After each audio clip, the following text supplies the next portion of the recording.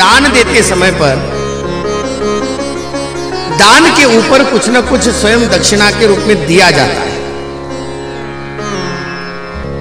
एक बात ध्यान में रखना, कोई वस्तु अगर हम दान कर रहे हैं तो उस वस्तु को केवल वस्तु ही दान नहीं करनी पड़ती।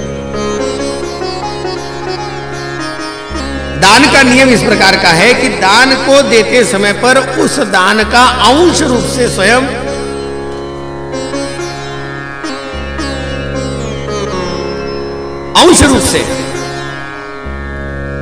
उस दान को पुष्ट करने के लिए कोई ना कोई थोड़ा सा दक्षिणा का भाग देना ही चाहिए।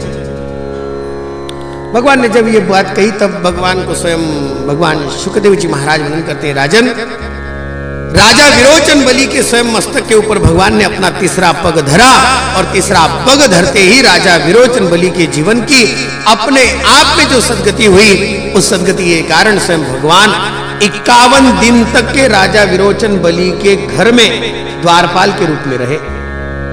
51 दिन।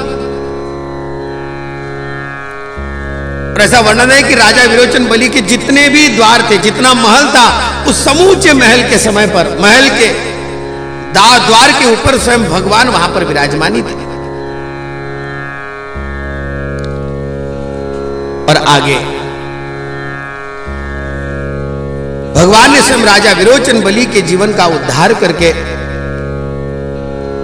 अंतिम मनवंतर के अध्यायों में स्वयं इस बात को लेकर के स्वयं कहा गया, भगवान के अंतिम मनवंतरों की इस कथा को लेकर के मत्स्य अवतार की कथा को कहा गया।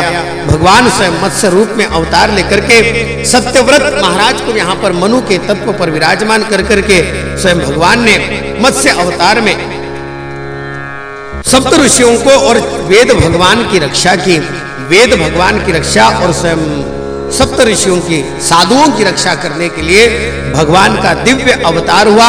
मत्स्य नारायण भगवान की, भगवान स्वयं मत्स्य नारायण के रूप में प्रकट हुए।